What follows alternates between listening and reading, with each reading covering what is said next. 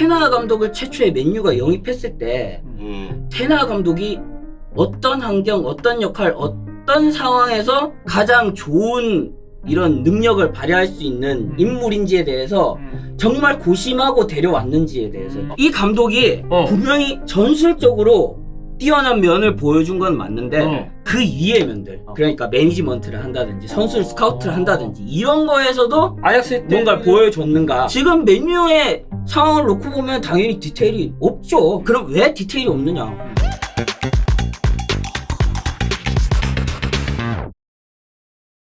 12월 13일입니다. 17시 2분 지나가고 있고요. 히플라이브 수요부로 인사드리도록 하겠습니다. 안녕하세요, 김수빈입니다. 안녕하세요, 이사정입니다. 안녕하세요, 송영규입니다. 안녕하세요, 김진수입니다. 네, 저희가 이제 방송 전에도 잠깐 얘기했습니다만 오늘 차비 전문가, 테나 전문가, 포체티노 전문가 이렇게 세 분을 모시고 진행을 하는데 포체티노 전문가는 오늘 포체티노 얘기를 하는 건 아니고 오늘은 이 두 전문가분의 얘기를 좀 저희가 많이 들으려고 초대를 드렸습니다. 좀 약간 두드려 맞을 그런 느낌인데요? 아니죠. 아니에요? 아니죠. 예. 또 아약스 시절 때 좋았던 모습들이 있으니까 왜 지금은 좀 나오지 않는지 요 얘기도 좀 여쭤보려고 하고 뭐 영종님은 최근에 저랑 또 영상을 찍으셨으니까. 네네, 어제 찍었죠. 예.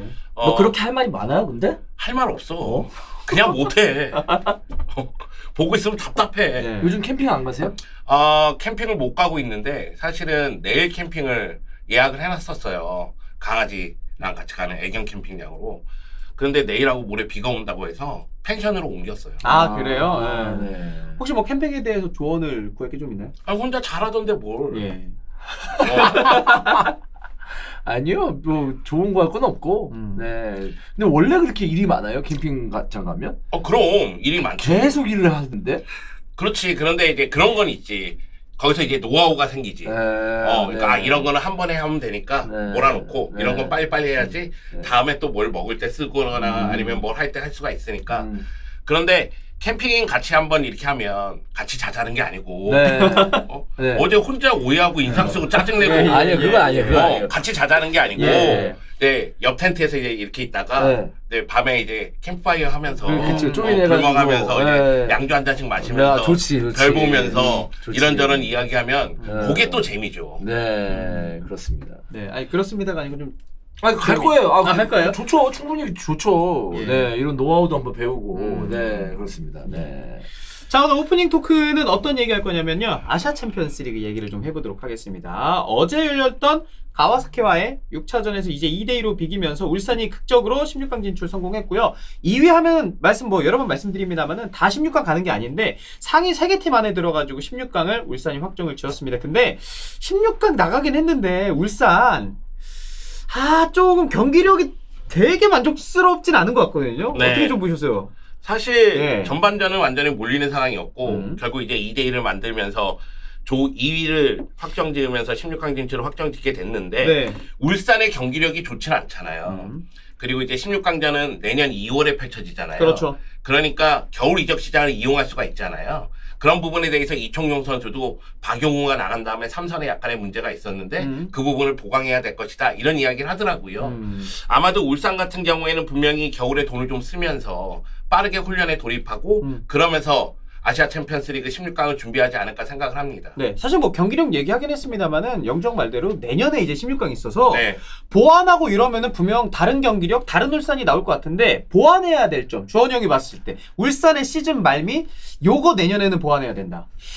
저는 일단 뭐 계속 말씀드렸는데 중앙 미드필더 포지션도 필요할 것 같고 그다음에 주민규 다음에 스트라이커 확실한 스트라이커가 물론 이제 어제 그 누구야 마틴 아담이 뭐 득점까지 하긴 했습니다만은 최전방 스트라이커의 문제도 좀 있고 네 그런 부분에 있어서는 좀 보완을 해야 될 것 같은데 근데 사실 어제 경기 같은 경우에는 선수들이 집중력을 발휘하기가 좀 어려웠을 거예요. 사실상 심리적으로 시즌이 끝났다고 생각을 하는데 아무래도 트로피 세레모니랑 뭐 팬들이랑 다 했는데 다른 팀은 다 지금 휴가가 왔거든요. 그렇지. 그렇기 때문에 집중하기가 힘들었을 텐데 제일 중요한 건 16강을 갔다라는 게 중요한 부분이고 또 좋은 선수가 들어온다고 하더라도 돈을 쓴다고 하더라도 2월에 조직력을 완벽하게 맞추기 힘들거든요. 그렇죠. 그러니까 지금 이렇게 지금 우리나라 입장에서는 춘추제죠. 춘추제로 하는 이 아시아 챔피언스 리그가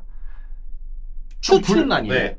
아 추춘이죠. 네, 예, 우리가 예, 예. 추출을 하고 예, 추춘제로 하는 우리 예, 아시아 예. 챔피언스가 좀 불리하죠. 어떤 면에서는. 그렇죠. 네. 뭐 주원영 얘기대로 사실 강팀이라도 그 시즌 우승하는 팀이라도 K리그 보면 3월, 4월에 경기력 안 나오고 결과만 어렵게 가져오는 팀들이 있거든요. 근데 2월에 시작하면 이게 분명 더 어려울 것 같은데 진수 기자님이 봤을 때는 울산 요거 보강해야 된다. 울산은 지금 이선 선수들이 많이 나갈 것으로 예상이 되죠. 예, 이 선수들을 또 얼마나 지키고 새로운 선수를 보강하느냐가 중요하다고 보고요. 이 측면에서 어떻게 풀어나가는지 이거 굉장히 중요하다고 보거든요. 요즘 네. 축구에서는.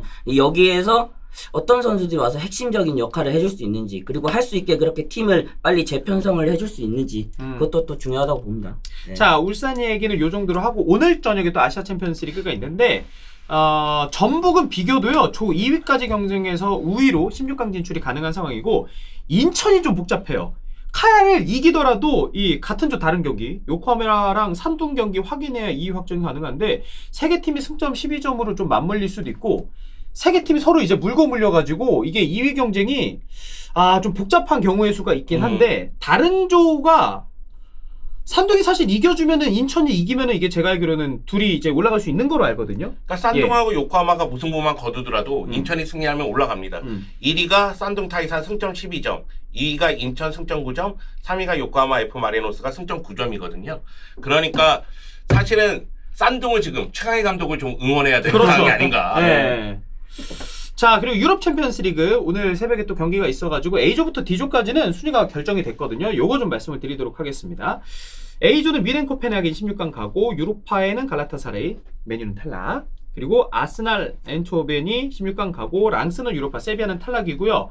C조에서는 레알과 나폴리가 16강으로 브라가가 유로파로 그리고 우니온 베를린은 탈락했습니다. D조 소시에다드 라치오 가고요. 유로파는 벤피카, 잘츠부르크가 탈락했습니다.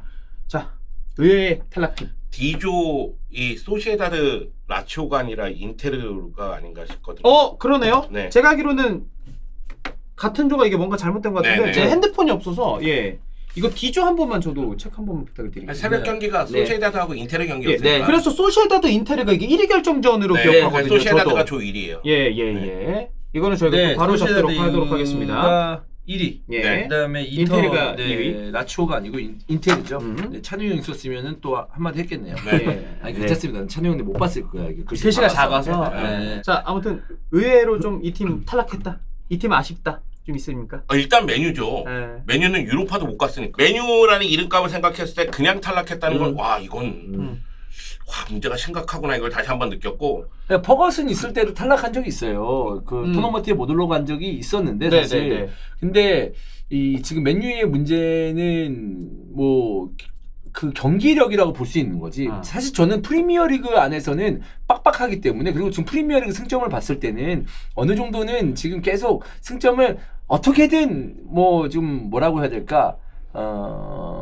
어떻게든 뭐 쌓아가는 느낌 아슬아슬하지만 그런 느낌이지만 이번에 챔피언스리그에서의 문제는 뭐냐면 이 뮌헨과 맨유 빼고 코펜하겐 갈라타사라이 그리고 코펜하겐까지도 좀 밀렸다가 저는 가장 큰 충격이라고 생각이 들어요. 네. 그러니까 탈락하면 안 되는 조에 속해 있는데. 그렇죠. 네. 정말 막 안 좋으면 유로파 리그까지는 갈 수 있어. 뭐 이렇게 생각을 할 수 있을 텐데 이건 심각하거든요. 그러니까 냉정하게 A조 딱 나왔을 때 코펜하겐 갈라타사라이 3위는 누가 될지 4위는 누가 될지 모르겠는데 뮌헨이랑 맨유가 가겠다 요 생각을 했는데 막상 뚜껑 열어보니까 코펜하겐 갈라타사라이 경기력 좋아요. 심지어 갈라타사라이도 제가 볼 때 코펜하겐 누르고 16강 갔어도 이상하지 않은 경기력이었거든 사실. 근데 이게 조별리그에서 토너먼트에 올라간다는 것은 굉장히 중요한 부분이고 또 역시나 16강에 올라가면 시간이 좀 있기 때문에 챔피언스리그에서도 사실 뭐 맨유가 챔피언스리그 우승 후보다 4강 후보다라고 얘기하기 좀 그렇잖아요. 그렇죠. 그래도 어쨌든 챔피언스리그 16강에 가면 팬들에게 좋은 팀들과 경기를 하면서 어떤 그 또 다른 경기를 보여줄 수 있는 장을 만드는 건데 그것조차도 못했다라는 부분이고 중요한 건 뭐 다 물고 물리는 상황이 아니라 1승밖에 못했거든요. 네. 이 조별리그에서. 그것도 이제 이 힘든 맨유가 거죠. 지금의 상황이 얼마나 안 좋은지 알 수 있는 부분이다. 저도 한마디만 보태자면은 네. 바이언도 올 시즌은 아직 정상적인 팀, 그러니까 우리가 맞아요. 생각하는 기대치에 극강의 모습은 아닌 것 어울리는 같아요. 팀은 아니라고 보는데 예. 갈라타사라이 또한 또 약간 그렇다고 생각하거든요. 물론 이제 선수들의 스쿼드나 이런 면면은 굉장히 화려하지만은 팀적인 측면에서 봤을 때는 아주 완벽한 팀이었다고 보기는 어려운데 이런 팀들을 상대로도 좋은 경쟁력을 보여주지 못했다. 이건 분명히 좀 실망스러운 부분이라고 생각합니다. 세비야도 좀 아쉽긴 해요. 왜냐면 그러니까. 세비야는 사실 몬치 단장이 나가고 나서 구단 수뇌부 사이에서의 불화설이라든가 여러 가지 문제가 있고 그 가운데 감독 교체도 이루어졌고 라리가에서도 엄청 부진합니다. 그렇기 때문에 챔피언스 리그에서 좋은 성적을 낼 수가 없는 팀인 건 분명한 사실인데 아쉬운 건 그런 거죠. 이번 시즌에는 라리가 팀이 5팀이 올라갔어요. 세비야가 유로파리그 우승을 했기 때문에. 그런데 나머지 4팀은 16강 가는 분위기거든요. 그런데 세비야만이 말 그대로 나락으로 가면서 떨어져가지고 요 부분이 좀 아쉽긴 합니다. 그 에인토벤은 리그에서도 괜찮지 않나요? 지금? 지금 15전 전승. 아 진짜? 네, 이대로 가다간 전반기를 그냥 전승으로 끝낼 분위기예요. 네. 팀은 굉장히 좋은데 저는 시즌 초반에 좀 불안한 면들이 있긴 했거든요. 보스 감독이 아무래도 수비적인 측면, 이게 수비를 이렇게 대형을 갖추고 하는 면에서는 그렇게 뛰어난 감독이라고 보기는 어렵고 자원을 이렇게 살펴봤을 때도 팀을 이렇게 이끌어줄 수 있는 자원이 조금 부족하다고 판단했거든요. 네네네네. 그래서 수비 쪽에서 좀 문제가 될 것이고 그게 챔피언스 리그에서 큰 발목을 잡는 그런 경기들이 나올 거라고 생각했는데 네. 의외로 아스날전 이후에는 굉장히 좀 좋은 경기들을 했어요. 사실 그러면서 기존은 보면은 진짜 아스날이 체급차를 네. 다 보여줬어서 그렇죠. 예. 야 예. 그러면은 자기 리그에서 전승하고 있는데 예. 챔피언스 리그에서 아스날한테 막 4골 먹고 하는 거 보면 역시 그 잉글랜드의 경쟁력이 세긴 세구나라는 것도 좀 느낄 수 있는 부분 아닙니까? 챔피언한 건 전승이라는 분명히 게 있죠. 네, 대단한 건데. 네. 어떻게 보면 PSV도 지금 체급차로 15전 전승을 하고 있다고 봐도 리그에서는 그렇습니다. 예. 근데 그런 팀이 또 유럽 무대에 나오면 체급의 벽을 느끼면서 또 어려운 경기들을 했다는 게 또 차이를 볼 수 있는 부분이죠. 그래서 코펜하겐이랑 PSV가 16강 간 게 좀 대단하다라는 생각이 들고 C조랑 D조는 저는 사실 뭐 예상대로지 않나. 그렇죠. 근데 예.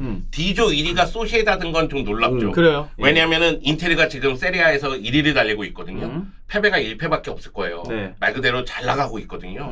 박찬호가 너무 좋아하고 있잖아요. 근데 소시에다드가 인테르를 상대로 패배가 없으면서 결국 조 1위를 차지하는 모습이 나왔고. 근데 그 찬우 형이 좋아한다는 거는 반은 맞고 반은 틀려요. 아 왜요? 맞습니다. 네. 저는 네. 안 들어도 동의할 수 있어요. 그렇습니다. 예. 인터밀란이 잘 나가면 네.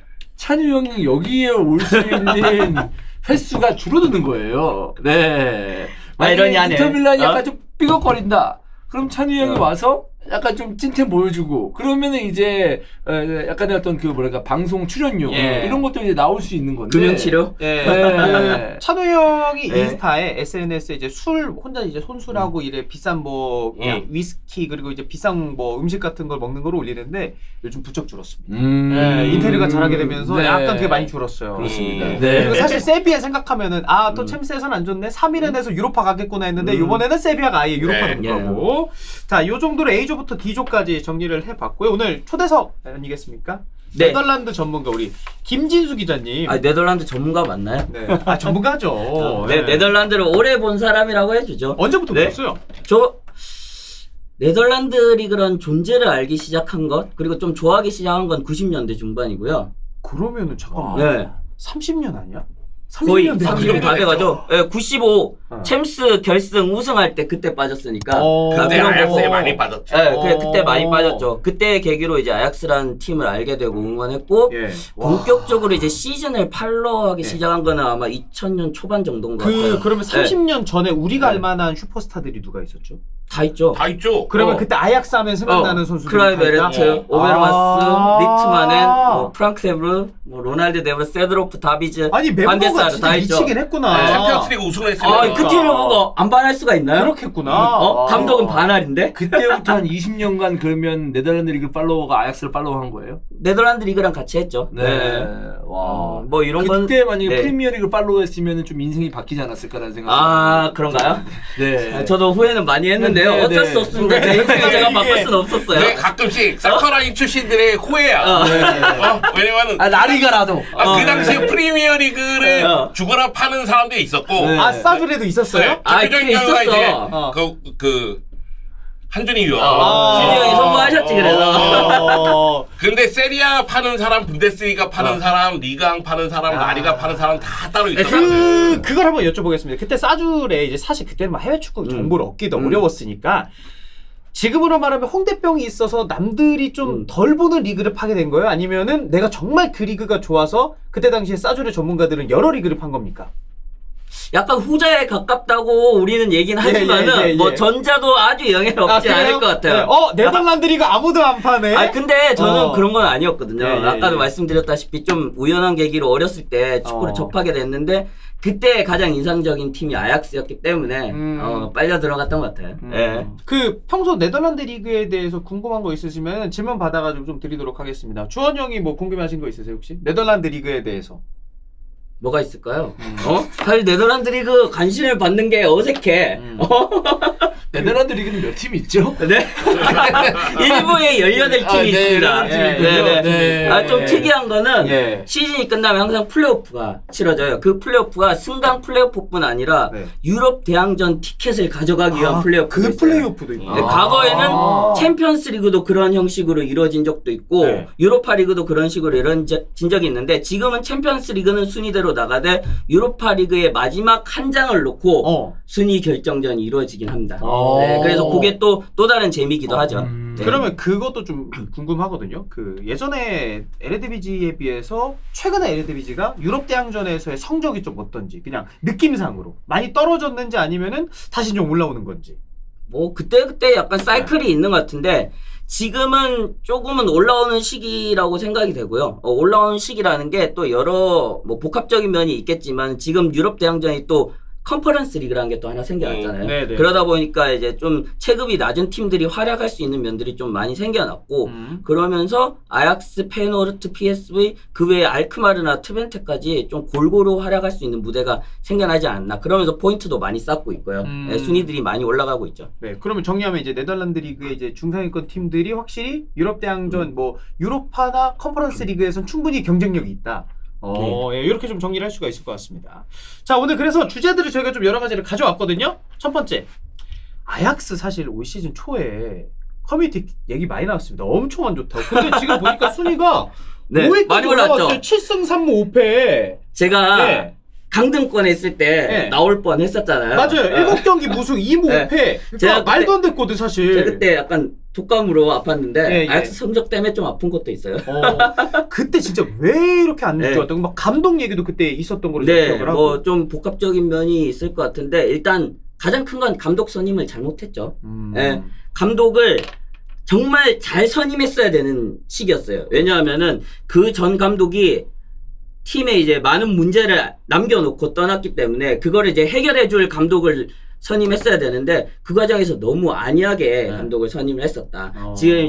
지금은 경질됐죠. 스테인 감독이 커리어들을 봤을 때도 이 감독이 과연 아약스에 어울리는 감독인가라는 의구심이 드는 그런 감독이었거든요. 커리어 대부분을 좀 하위 팀에서 보냈었고 어떤 시즌에는 2부 팀을 데리고도 이제 구단주 혹은 이제 선수단과의 불화로 중도에 경질된 적도 있었거든요. 그리고 이 감독이 이제 커리어 대부분을 좀 수세에 몰리는 경기들을 했던 그러다 보니까 실리적인 축구를 해왔던 감독인데 이 감독이 과연 아약스에 어울리는 감독인가 생각했을 때는 아니라라는 이제 답변이 많이 나왔음에도 구단 수뇌부는 네덜란드 감독이 이제 아약스를 이끌어야 된다.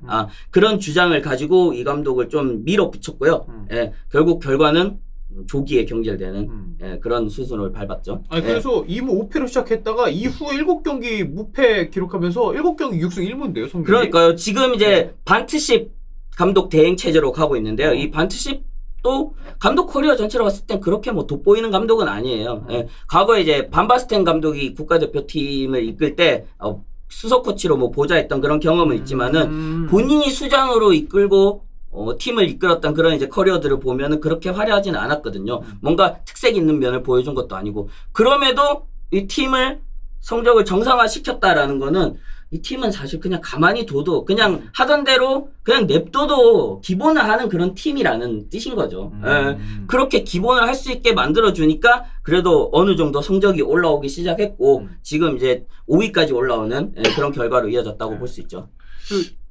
네. 요즘 예. 전 세계 리그를 보면 예. 명문 구단들이 충격의 강등을 당하고 있잖아요. 네. K리그에서 수원 삼성이 강등을 당했고 브라질에서 산투스가 강등을 당했고 그래서 유럽 쪽에서는 리옹이냐 아약스냐 이런 아 느낌이었거든요. 그렇구나. 리옹도 엄청 안 좋죠. 네. 맞다. 아약스면 좋았다라고 생각했지. 나 아약스가 좀 가능성이 있겠구나 이런 생각이 아주 조금 있었거든요. 아 실제로 근데 그때 진수 기자님 표정이 안 좋았어요? 한참 안 좋았을 때? 안 좋았지. 아 그래요? 입에 욕을 달고 살았죠. 솔직히 그 아약스가 5위권에만 있어도 욕이 못한다 나오는 얘기 나오지, 시즌이에요. 그쵸. 근데 강등권에 있는 게 말이 되냐고. 내가 아약스 아까 지금 아약스뿐 아니라 네덜란드 리그 30년 봤다 그랬는데 아약스가 이런 순위를 찍은 적이 없었어요. 당연히 없지 그래요. 항상 우승 경쟁을 했는데. 아니 근데 진짜 아약스는 반등하긴 했는데 리옹은 지금도 꼴찌라고 네. 하고 막 그 초반에 진짜 이거 이러다가 진짜 강등 될 수도 있겠다라고 생각을 했나요? 아니면은 그래도 아약스인데 빠르게 뭐 누구 임시 감독 오고 하면은 이 좀 강등은 안 되겠지라고 생각을 했어요. 저는 감독을 빠르게 경질하면은 금방 회복할 거라고 생각했어요. 회복이라는 게 뭐 다시 우승 경쟁을 한다는 게 아니고 어차피 초반에 승점을 많이 잃었으니까. 그리고 올 시즌에 PSV하고 페노트 이런 강팀들이 너무 좋아요. 초반 기세가. 네. 그러다 보니까 뭐 우승권에 다시 뛰어들기는 어렵다라고 판단했지만 그래도 한 중상위권 유럽 대항전을 다시 노려볼 수 있는 위치까지는 올라올 거라 생각했고 지금 실제로 성적이 좀 그렇게 나오고 있습니다. 아니 네. 그 아약스 선수단이 보면 되게 젊고 어리다면서요. 약간 어떤 매력이 있다고 생각하세요? 아약스는 네. 결국 이 어린 선수들이 다음에 커서 어디로 가냐 거기에서 뛰었을 우리 팀 때 남는 것보다 아무래도 사실 나는 네. 남기를 원해. 근데 그게 재정적으로나 현실적으로 어렵다라는 거 알고 있어. 그러면은 이 선수들의 커리어의 초반을 내가 다 지켜봤다. 약간 이런 재미들이 있고 이 험난 여기도 나름대로 험난해요. 험난한 리그에서 이제 본인이 막 커리어를 시작한 선수들이 어떤 식으로 경쟁을 이기고 성장해 나가는가 이런 모습들을 보는 또 즐거움도 있다고 생각해요. 네. 예. 그리고 이제 아인토벤 얘기로 넘어가서 앞서 뭐 챔스 때 잠깐 얘기했는데 네. 15전 전승이고 52골 넣으면서 6골밖에 안 먹었거든요. 네. 유럽 상위 리그 가운데 1위 팀이 전승의 리그가 없대요. 여기만 있대. 난 근데 이것도 문제라고 생각해. 예. PSV가 61점밖에 안 하고 전승하는 건 이건 좀 큰 문제라고 생각하거든. 왜냐면 나는 네. 아까도 얘기했다시피 PSV의 후방에는 문제가 굉장히 많아요. 그래요? 근데 그거를 못 뚫는 거네. 그걸 이제 공략을 못 하고 있고 어떻게 보면 PSV가 공격적으로 더 밀어붙이니까 수비에서 이런 불안 요소들을 드러낼 시간들이 많지 않았다. 어떻게 보면 잘 가려지고 있다라고 네. 볼 수 있죠. 그러면 네. 사실 뭐 아인토벤이나 아약스나 이런 팀에서 잘하면 빅리그에서 뭐 공격수 데려가고 수비수 데려가고 이러는데 아인토벤 수비수들은 그러면은 좀 지켜봐야 될 수도 있겠네요. 팀 기록은 좋은데. 그렇죠. 네.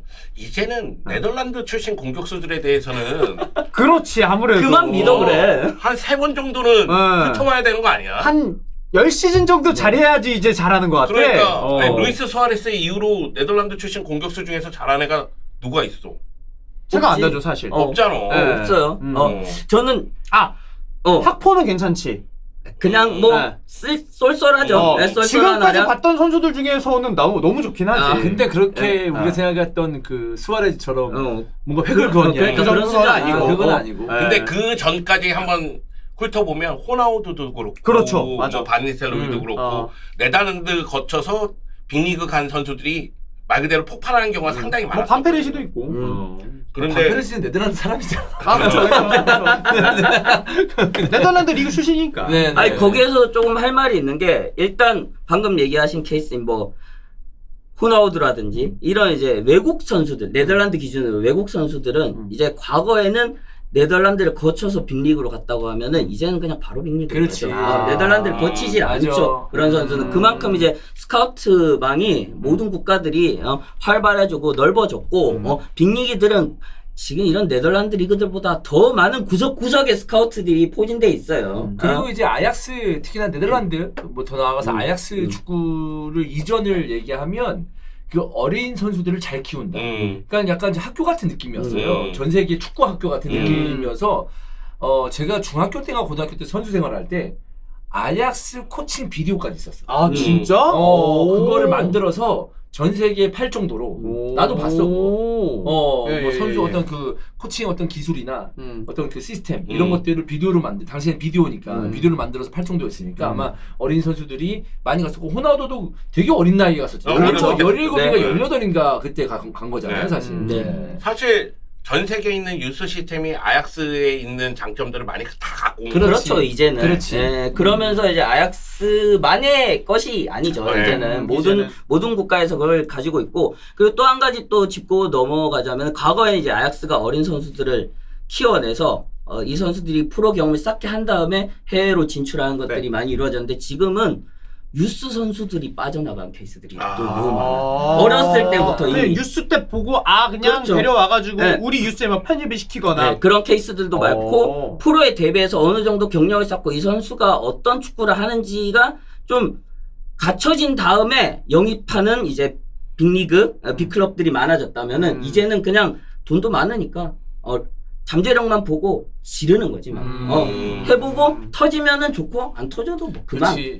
이게 너무 많아요 이런 그렇지. 케이스가. 뭐 네덜란드 같은 경우에는 뭐 본인들이 키워야 되는 그런 느낌도 있겠지만 사실 그 프리미어리그 특히나 상위 레벨에 있는 팀들은 우리가 몰라서 그렇지 알게 모르게 정말 많은 선수들이 전 세계에 있어요. 어린 선수들이 그렇겠지. 임대든 뭐든 하면서 그냥 다 뿌려져 있어. 일단 다 그냥 간 보는 거야. 그렇죠. 이거에 대해서 네덜란드 레전드인 루드굴리트도 네. 한 소리 한 적 있어요. 뭐, 어린 선수들 보고 너네 돈을 쫓아서 가는 것도 좋지만 프로니까 좋지만은 너네 미래를 생각했을 때는 좀 더 신중하게 선택을 해라. 그러니까 본인이 속한 팀에서 프로로 데뷔를 하고 충분히 경력을 쌓은 다음에 본인이 어떤 축구를 하는지를 명확하게 자신이 안 다음에 해외로 도전하는 것이 본인에게도 더 도움이 되는 길이다. 항상 그런 얘기를 했었거든요. 그러면 네. 유수 선수들이 좀 반발이 좀 있지 않을까? 뭐 에이전트들의 반발도 있겠죠. 아저씨 뭐 피파 그 FC 온라인 광고 많이 나오시는데. 아니 아저씨는 돈 때문에 광고 찍으면서 근데 굴리트니까 그런 말을 할 수 있는 거죠. 근데 아니 아저씨 아들도 그럼 거기서 데뷔시켜요. 이렇게 할 수 있으니까. 네. 뭐 논란들이 있었지만 어쨌든 굴리트의 그런 발언들도 있었다. 그만큼 어린 선수들의 유출이 굉장히 많았고 이게 네덜란드적으로도 문제가 많이 됐었다라는 이야기입니다. 근데 루드 굴리트는 선수 시절부터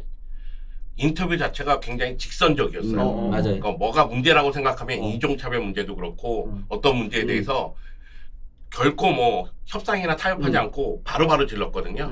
아마 문제라고 생각해서 얘기했던 것 같아요. 내가 실제로 만나봤잖아. 맞다. 여기서 또 네. 굴리트 형 잘 지내시죠? 혹시 네덜란드어로 가능하실까요? 불가능합니다. 네. 그 아인토벤이 잘하면 네. 아약스 팬 입장에서는 좀 배 아프고 아스날이 막 이제 토트넘이 자기네들보다 순위 올라가면 현재 아스날 팬들은 되게 열받아하고 이런 게 있다면서요. 지수 기자님도 그게 좀 있으세요? 요즘은 제가 이제 좀 많이 이게 희석됐는데 과거엔 좀 그런 게 있었죠. 어. 한창 이제 막 열정적으로 응원하던 이런 20대에는 그런 게 있었는데 약간 그런 느낌이라고 보시면 돼요. 지금은 아니지만 과거에 이제 벵거랑 퍼거슨 감독이 이끌던 시절에 맨유랑 아스날 이게 아약스랑 PSV의 구도고 근데 맨유에겐 또 다른 라이벌이 있죠. 리버풀 전통적으로 이게 이제 아약스와 페노르트 같은 그런 느낌이 들어요. 그래서 본인이 좀 약간 현지인 코스프레를 한다고 생각 들면은 페노르트가 더 싫어져. 아 그래. 근데 감정적으로 이게 자꾸 한국에서는 에인토벤 얘기가 너무 많이 나와. 왜냐하면 그렇죠. 박지성 선수도 있었고 히딩크 감독도 그때 막 1, 있었고 2위 이런 걸 했으니까. 그렇죠. 계속 순위 경쟁을 하고 그러니까 이게 꼴 보기 싫은 거야. 이런 이제 미묘한 감정들이 있습니다. 그 챔스 때도 보면 아인토벤이 조별리그 있었다가 뭐 아약스가 있고 요런 게 있다 보니까 그렇죠. 그 두 팀을 우리가 지금 가장 많이 이제 좀 많이 알잖아요. 그렇죠. 그때 박지성 선수와 이영표 선수 그리고 박지성 선수의 득점 그 4강전 막 이렇게 봤을 때 아야스 팬들은 뭐 저거 같다 그래 우리는 우승했는데 너무 난리야 이렇게 생각했을 수도 있겠네요. 그렇죠. 네. 그 시즌에 근데 0405였죠. 네. 0405였는데 그 두 시즌 전에 아약스가 챔피언스리그에서 또 굉장한 또 인상적인 경기들을 했던 그런 전적이 있어요. 그 쿠만과 아이들로 좀 약간 대표되는데 그때 당시에는 조별리그가 두 차례에 걸쳐서 이루어졌어요. 네. 2차 조별리그까지 있었고 그때 2차 예선에서 2조에서 1승 5무를 하면서 2조를 뚫어냈거든요. 진짜요? 네. 그러면서 좀 유럽에서 굉장히 거론이 많이 됐고 이 팀이 그때 당시에 우승했던 AC 밀란과 굉장히 접전을 펼치기도 합니다. 네. 그러면서 역시 네덜란드 대표는 아약스야 이러고 있었는데 2년 후에 PSV가 더한 경기를 했어. 또 이제 뭐 이제 완전히 꺾지를 못했습니다만 그렇죠. 역사에 남을 만한 경기를 했으니까 그날도. 그러면서 이제 좀 옥신각신한 티격태격한 그런 시즌도 있었죠. 자, 그리고 이제 많은 분들이 궁금해하시는 게 네덜란드 리그에서 요즘 주목해야 될 선수가 있는지. 이 선수는 이정도 좀 많이 나올 것 같고 빅리그 갈만하다. 이거는 이정료와 잠재력을 조금 약간 떼고 얘기해야 될 것 같아요. 그래요? 저는 이정료가 많이 나올 선수와 제가 좀 주목하는 잠재력 있는 선수는 조금 다르거든요. 그건 진짜 맞아요. 왜냐하면 잠재력이 있든 없든 이적을 하잖아. 근데 거기서 우리가 소위 말하는 빅6 안에서 이적한다. 그럼 뭐 이적료가 어마무시해지는 거죠. 그러니까 뛰지. 어떻게 본다면은 과잉이 될 수도 있는 거죠. 네. 그러면은 요렇게 가시죠. 먼저 일단 이 선수는 이적료는 좀 많이 셀 것 같다. 지금 이정료가 제일 세게 나올 것 같은 선수는 페노트의 산티아고 이메네스 공격수입니다. 네. 지금 뭐 멕시코 공격수인데 이 선수도 예전에 멕시코 선수 오랜만이다. 네. 프리미어리그 막 빅리그 링크 근데 있다고 연결이 했었거든요. 맞아 맞아. 기억난다. 최근에 레알 마드리드 얘기도 있었는데 이 선수가 지금 올 시즌에 정말 터져서 경기당 한 골이 넘는 득점을 보여주고 있거든요. 그래요. 이 선수 이적료 많이 나올 것 같다. 리그에서만 지금 18골 정도를 넣고 있고 그래서 아무래도 좀 득점을 많이 해낸 공격수도 이적료를 많이 받잖아요. 그쵸. 이 선수가 분명히 많은 이적료를 낼 것이다라고 예상하는데 공격수 기근도 있고. 네, 그렇죠. 근데 제가 봤을 때 그렇게 완벽한 공격수인가? 그건 아닌 것 같은데. 좀 약간 팀발을 받는 것 같고 리그의 수준도 좀 약간 받는 것 같다라는 이거 느낌이 중요하지. 이 들거든요. 포인트가. 네. 근데 이적료는 셀 거다. 근데 이런 선수도 이적료가 싸게 나오죠. 당연하지. 이 정도의 득점력이면. 그런데 LADBG에는 한 시즌 폭발하고 나서 이 정도 높게 지불하고 영입하면은 꼭 폭망하더라고. 잘 봐야지. 그러니까 제가 이거 한 10년 전부터 얘기했는데 그냥 스탯만 보고 가면 안 된다. LADBG는 정말 스탯 귀신들이 많다. 그러니까 팀 간의 격차가 크기 때문에 스탯을 몰아치는 그 경기들이 있는 반면에 본인의 능력이 받쳐주지 못한 이런 큰 경기나 박진감이 넘치는 타이트한 경기에서는 역량을 100% 발휘하지 못하는 경기들이 있거든요. 선수들도 있고. 그러면은 사실 그 네덜란드 리그에서 넘어오는 선수들에 대해서 팬들이 이제는 네덜란드 리그는 공격 포인트 별 볼 필요 없어. 공격 포인트 그렇게 중요하지 않아. 요 얘기하는데 그러면 동감하세요 이거? 그렇죠. 그래서 이거는 요 케이스로도 얘기 드릴 수 있을 것 같아요. 그 2000년대 초반에 케즈만이 있었고 질라탄 이브라이모비치가 있었습니다. 맞아. 케즈만은 당시에 뭐 밥 먹듯이 30골을 넣는 그런 대단한 공격수였고요. 이브라이모비치는 10건 남짓한 그런 골을 넣는 공격수였어요. 근데 둘을 놓고 이렇게 스탯을 놓고 비교하면은 비교가 안 되잖아요. 케즈만이 훨씬 낫네. 그럼에도 평론가 대부분들은 이브라이모비치가 좀 더 뛰어난 공격수다. 더 크게 될 것이다라고 평가를 했고 실제로 결과는 뭐 우리가 보다시피 엇갈리는 그런 커리어를 걸어왔죠. 이런 경기력으로 대변되는 케이스들이 또 한 가지가 있는데요. 뭐 EPL 또 오래 보신 분들이 뭐 들으면은 또 익숙하시겠지만은 수아레스가 있을 것이고 또 하나는 아폰소 알베스라고 그 미들즈브로 과거에 미들볼에서 뛰었던 공격수가 있습니다. 이때도 비슷한 케이스예요. 아폰소 알베스는 당시에 30골을 넘게 넣었던 브라질 공격수였고 수아레스는 10골 딸랑 넣는 그런 공격수였는데 이 비교를 어떻게 했냐 하면은 아폰소 알베스는 폭격기인데 수아레스는 마법사다. 뭔가 이제 막힌 경기에서 번쩍하면서 이제 무언가를 만들어낼 줄 아는 이런 공격수다. 그래서 수아레스가 또 포텐이 터지면 어마어마한 공격수가 될 것이라는 평가가 있었는데 지금 수아레스는 정말 대단한 공격수로 커리어를 이제 맞춰가고 있죠.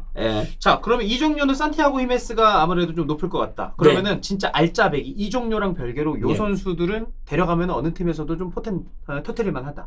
아직 데려갈 만한 수준은 아니라고 보는데 좀 더 있어야 돼요. 좀 이제 한 몇 년을 지켜볼 만한 선수라고 생각하는 건 이제 아약스의 센터백 요렐 하토라고 있습니다. 하토. 지난 시즌에 17살의 나이에 데뷔해서 진짜?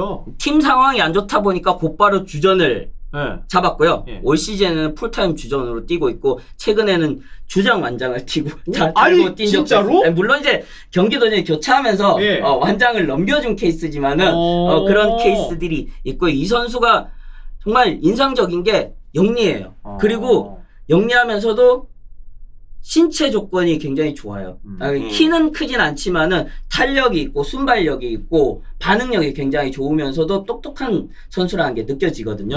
특히 아약스 수비수들이 대부분 그렇다시피 후방 빌드업에서 굉장히 좋은 역량을 발휘하고 전진해야 될 때, 패스를 줘야 할 때, 그리고 이제 대형을 만들어야 될 때 이런 것들을 17살의 나이에서도 높은 수준으로 보여줬다. 아니, 형, 그 추체티노의 하토 영입해요. 지금 네. 그 채시는 더 이상 젊어지면 안 됩니다. 아, 그래요? 네, 어려지면 안 돼요. 네. 베테랑으로 가야 돼요. 이 하토라는 선수를 지금 굉장히 네덜란드 내에서도 주목하고 있고요. 최근에는 그래서 A매치 데뷔전까지 치렀습니다.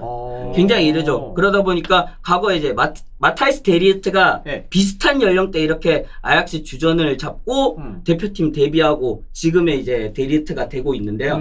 하토도 그런 길을 가는 게 아니냐 그런 이야기들이 나오고 있고. 아니 그러면 진짜 네덜란드 지금 센터백은 반다이크, 반더벤, 뭐 아케도 있고 여기 하토, 더리 엄청 좋네 풀이. 공격수가 없잖아. 공격수는 없긴 그렇죠. 하지. 데파이가 제일 뛰어난 공격수입니다. 공격수가 없어. 센터백 미쳤다 거기. 하토가 또 좋은 게 요즘 또 왼발 센터백이 귀하잖아요. 심지어 왼발이에요. 이거는 무조건 비싸게 가는 선수다. 부상이나 이런 것들로 커리어가 멈추지만 않는다면은 무조건 나중에는 아약스에게도 큰 돈을 안겨줄 선수다라는 이야기들도 나오고 있습니다. 네. 자, 그 아약스랑 아인토벤에 대해서 좀 더 얘기할 건데 네덜란드 리그를 사실 막 되게 딥하게 모르시는 분들은 둘 중에서 어디가 좀 명문같이 느껴지는지 아약스랑 아인토벤 영종이 봤을 때 어디가 더 명문이다? 저는 아약스죠. 아약스. 왜냐면 저도 9495 시즌 챔피언스리그 결승전이 굉장히 강하게 남았기 때문에 당연히 아약스가 그 명문이라는 생각이 명문가라고 생각이 들고 거기다 요한 크루이프 그쵸. 활약을 했었고 70년대 유로피언컵 3연패 했잖아요. 그것까지 생각한다면 당연히 아약스가 아닌가. 형님도 동의하나요? 도맨이죠. 도맨이죠. 박지성과 이용표가 지나간 클럽입니다. 히딩크 감독이 어디 있었냐고. 히딩크가 있었어요. 히동구 감독이 있었어요. 네. 히딩크가 머문 그 팀은 명문입니다. 첼시 명문이에요. 명문이죠. 레알 명문이에요. 예. 대한민국 대표팀 명문입니다. 네. 저희 사실 농담처럼 얘기하긴 했는데 실제로 네덜란드에서도 좀 얘기 나올 것 같은데 역시나 아약스인가요? 아약스죠. 이걸 저한테 물어보면은 아주 굉장히 기분 나쁜 이야기예요. 비교하면 안 된다는 느낌이에요, 거의. 왜냐하면은 이 일례로도 예. 충분히 설명이 가능해요. 네덜란드에서는 아약스와 비아약스의 구도가 있다. 이거면 충분히 설명이 가능하지 않을까요? 그 정도로 그만큼 이제 뭐 아약스가 네덜란드 축구사에서 차지하는 뭐 비중은 굉장히 크고요. 뭐 전설적인 선수들도 모두 아약스 출신이었죠. 자, 그리고 이제 마지막으로 아인토벤 관련해서 아약스 관련해서 좀 질문을 준비했는데 요즘 나라 퀴즈 쇼라고 있거든요. 네. 본 적 있으신가요? 네. 그래서 질문 하나 뭐 하는 건가? 뭐 또 갑자기 이렇게 들어오는 거야? 뭐 답변이 어려울 수도 있긴 한데. 김진수에게 아약스에서 뛰었던 석현준이란? 애증의 선수? 나 아약스에서 뛰었던 석현준 기억나요. 그리고 그때 열박이 감독 맞아요. 네, 맞아요. 그때 그 막 연습시켜 달라고 하고 그리고 내가 그 경기를 중계하고 석현준이 챔스인가 어디서 유벤투스전에서 유로파리그인가 유벤투스인가 어디 그 뛰었죠. 하면서 잠깐 교체로 나오고 했을 때 나도 굉장히 흥분하면서 중계했었고 꽤 약간 가능성을 약간 조금 보여주면서 제가 이렇게 중요한 경기에서 마티뉴 감독이 석현준을 투입했다라는 것은 앞으로 석현준 아약스에서 뭔가 시사하는 바가 있는 투입입니다. 뭐 이렇게까지 얘기했던 기억이 있습니다. 맞아. 중계했었어 그때. 네, 그게 끝이었어요. 제가 애증의 선수라고 한 건 제가 석현준 선수를 국내에서 가장 먼저 인터뷰한 사람이에요. 진짜?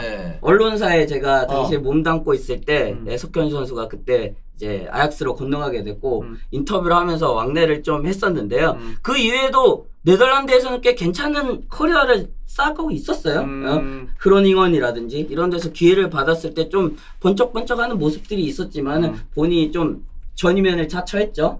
그러면서 여러 나라를 오가면서 그렇게 커리어를 이어갔었죠. 자, 영주 형님에게도 제가 질문 하나 준비했습니다.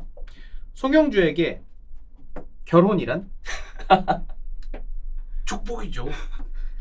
축복입니다. 여보 보고 있나? 당신과의 만남은 결혼을 안 나에게는 했다면 축복이야. 다른 여성분과 만날 수 있는데 그 여성분한테는 축복이죠.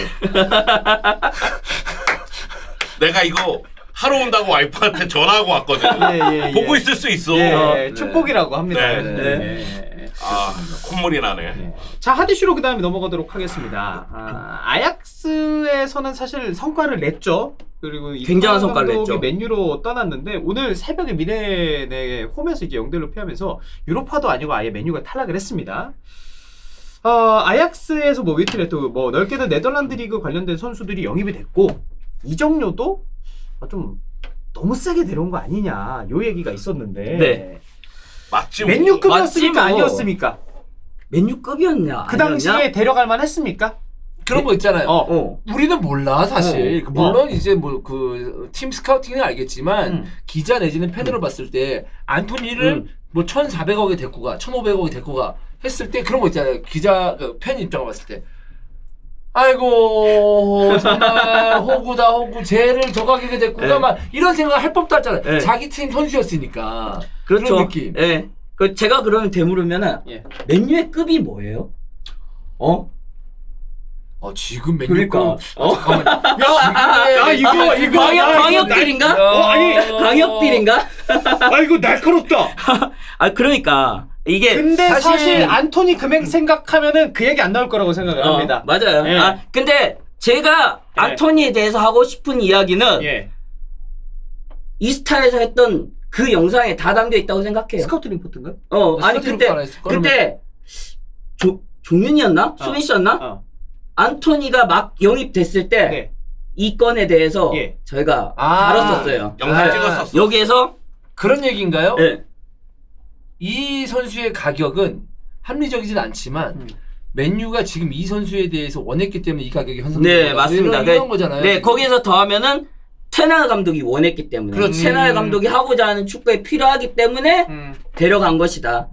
근데 이 정도는 너무 셌지. 솔직히 그 맨유는 뭐 갈 수 있어요. 턴하고 어. 원했으니까. 어느 정도 이적료라고 생각하세요? 원래는 이 선수 정도는. 근데 이 선수가 아약스에 영입될 때도 네. 서드 파티가 있었고 아. 이적료가 결코 낮지가 않았어요. 그래서 높아질 수도 있었겠구나. 그래서 더 높게 책정이 됐고 예. 아약스가 끝까지 좀 버틴 것도 있고요. 아. 당시에 이제 전략적으로 구성이 다 끝났기 때문에 네. 더 안 팔려고 했던 것도 있는데 그러다 보니까 금액 예. 세지고 그렇죠. 세지고. 줄다리가 계속 이루어지면서 예. 이제 기하급수적으로 올라갔는데 거기에서 맨유가 발을 빼지 않고 그냥 계속 고를 한 거지. 그러면은 어. 그런 거 없었으면은 좀 프리시즌 시작할 때쯤이었어요. 충분히 팔 수 있었으면 얼마 정도였을 것 같아요? 안토니가? 적정가를 얼마로 매길 수 있을까요? 한 5, 6천? 그 정도로 생각이 돼요. 거의 에이. 그럼 반값 정도네. 아약스 팬이라서 그래. 더 낮아야 돼? 한 3천만. 아니 왜냐하면은 내가 아까 방금 얘기했잖아. 서드 파티가 엮여 있다고. 그러면 안 사면 그만이지. 그렇지. 그러면 안 사면 그만인데 아약스는 그냥 그 정도에서 팔려고 했을 거라는 거지. 두 분 친하시잖아요. 좀 짜증난다 오늘. 나 집에 갈 때 한 대 칠까 그냥? 아약스가 맨유에게 사기친 거 보세요. 아니 금액. 근데 지금 영주 형은 내가 봤을 때 지금 안토니의 활약 때문에 이런 얘기를 하고 있는 것 같아. 네. 그 안토니가 아약스에서도 네. 그렇게 막 독보적인 활약을 펼친 적이 없어요. 그때도 제가 얘기했지만. 아니 그래요? 그러면 아무리 서드 파티 붙어도 700억도 높다. 그렇지. 근데 아약스도 어찌됐든 산 입장에서 그 돈 그대로 팔 수는 없을 거 아니야. 아니, 왜냐면 근데 시즌 그 서드 준비도 파티라는 했고. 게 예를 들어서 아약스가 이 선수에 대한 권리가 있는데 또 한 명의 누군가 이 선수에 대한 권리가 있는 거잖아요. 그쵸. 그쵸. 그래서 이 종류를 논아가는 거잖아요. 그렇죠. 그럼 또 한 명의 권리 있는 그 사람은 누군지는 알아요? 모르죠. 에이전시가 있을 거예요. 에이전시가 갖고 있는 거잖아요. 네네네. 그럼 그 사람한테 논았네. 네. 사람이 그게 논한 한 거네. 명이라고 보장도 못해. 그래. 그렇지. 와 그러네. 네. 거기 뭐 옛날에는 막 무슨 삼촌도 엮여 있고 무슨 맞아, 그래. 그렇죠. 뭐 친척 누구 엮여 있고. 요즘 근데 네. 업체들이 많이 엮여 있죠. 와, 약간 그거네. 유통 마진이 유통인 그래, 이런 특히 이제 거다.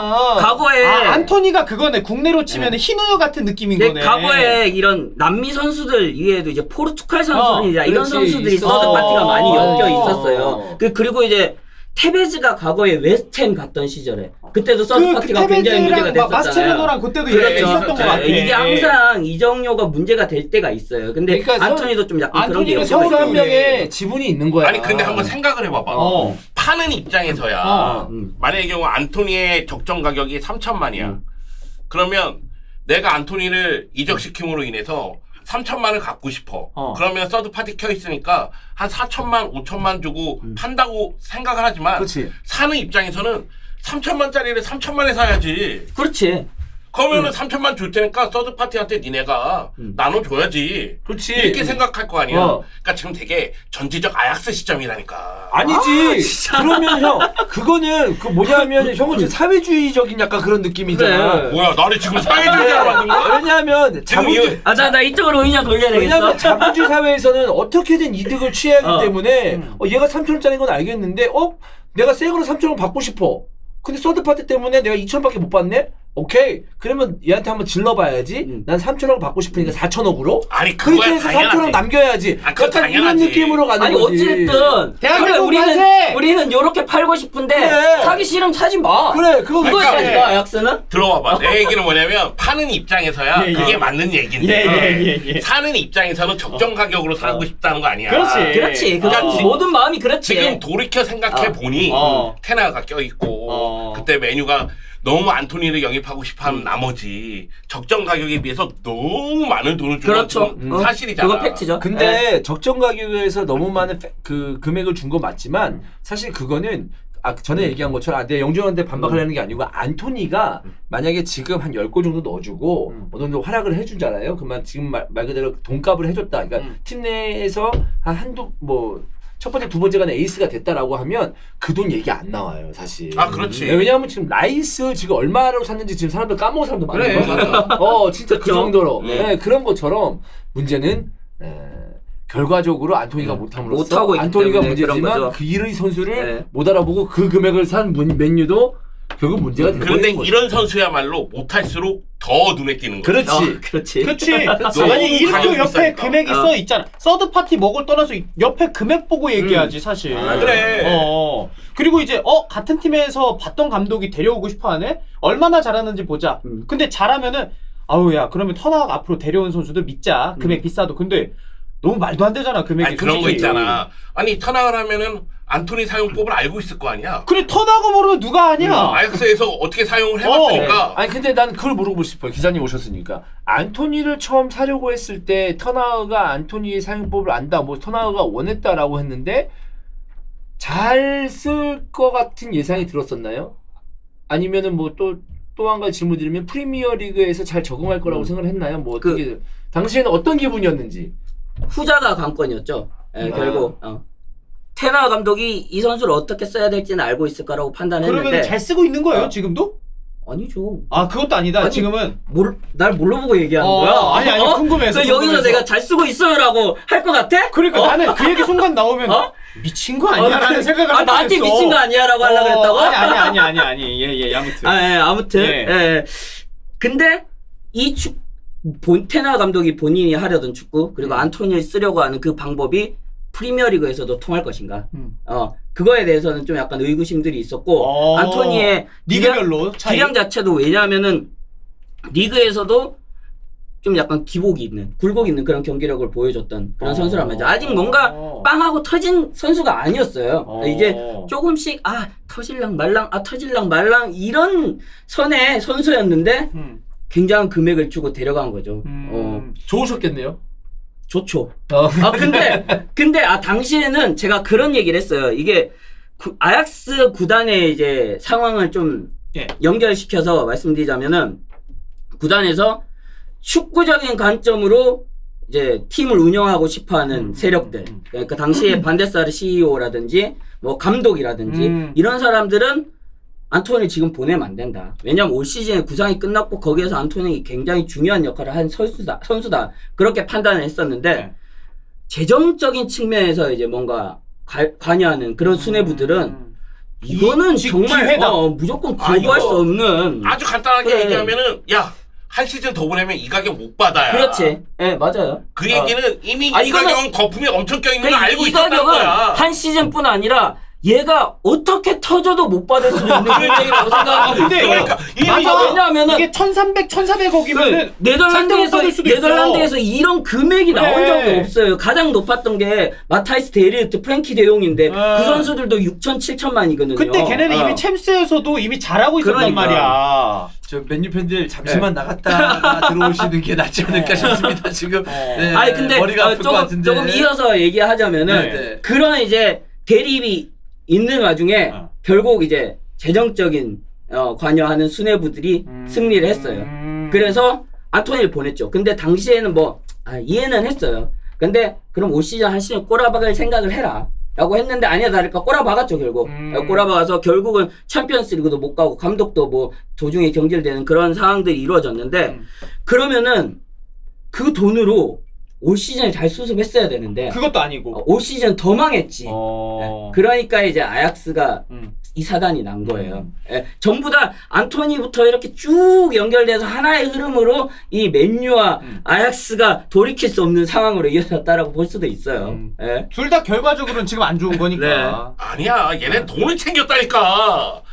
아니 돈은 챙겼는데 축구가 폭망하고 있다니까 폭망. 그건 니네가 스카우트를 잘못했기 그렇지. 돈을 챙겼다니까. 그래, 맨유 돈은 챙겼어. 돈도 그건 있고 맞아. 지금. 그건 맞아. 맨유 팬들 돈도 있고 성적 안 나오지. 그래. 좀 화병 걸렸지. 그리고 그렇지, 플레이도 맞아. 열받아. 그래. 자 그리고 이제 네. 네덜란드에서 뭐 아약스에서 네. 넘어온 선수들이 리산드로는 아약스 출신이고 암라바트 위트레흐트에서 뛰었고 뭐 말라시아는 페에노르트에서 뛰었고 네. 마운트도 예전에 뭐 이제 피테스에서 잠깐 뛰기도 했었는데 이 선수들이 네덜란드 시절에는 좀 어땠는지 다 영입할 만했고 다 이 정도 몸값에 좀 네. 걸맞는지 그 당시에. 저는 그냥 여기에서 예. 그냥 조금 다른 얘기를 하고 싶어요. 예. 이 선수들이 뭐 네덜란드에서 최상위 클래스를 뭐 보여준 적도 있는 건 사실이지만은 결국 테나 감독이 영입한 선수들이잖아요. 그쵸. 테나 감독을 최초에 맨유가 영입했을 때 테나 감독이 어떤 환경, 어떤 역할, 어떤 상황에서 가장 좋은 이런 능력을 발휘할 수 있는 인물인지에 대해서 정말 고심하고 데려왔는지에 대해서 아니 근데 왜요? 테너 감독 아약스 있었을 때 센세이션 했잖아요. 그러니까 이 감독이 분명히 전술적으로 뛰어난 면을 보여준 건 맞는데 그 위의 면들 그러니까 매니지먼트를 한다든지 선수 스카우트를 한다든지 이런 거에서도 아약스 때 뭔가 보여줬는가.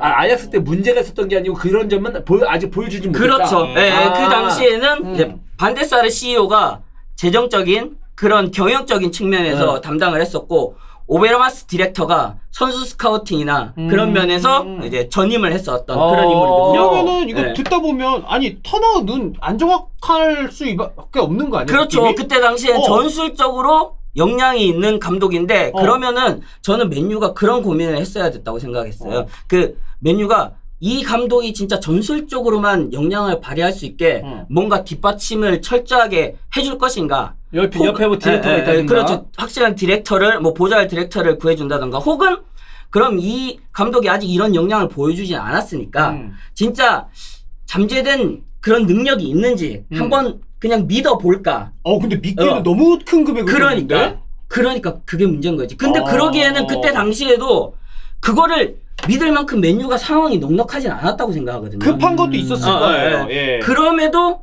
좀 약간 에라 모르겠다. 그냥 테나가 그냥 다 해봐라라는 식으로 좀 맡겼다는 느낌이 있거든요. 그래서 뭐 당연히 뭐 전술적인 얘기도 나오고 뭐 성적 얘기도 나오겠지만 또 같이 나오는 게 과연 팀을 하나로 뭉치게 만들었느냐 감독이. 그다음에 영입된 선수도 문제가 있고 팀을 관리하는 데 있어서도 그 맨유라는 큰 팀에서 관리하는 데에서도 이제 이야기가 나오고 있는 거니까 그러니까 그런 부분들은 검증이 안 됐는데 그때 못했다가 아니고 안 됐는데 맨유에서 덜컥 테너를 데리고 왔다 뭐 이런 뜻으로 이해하면 되는 건가요?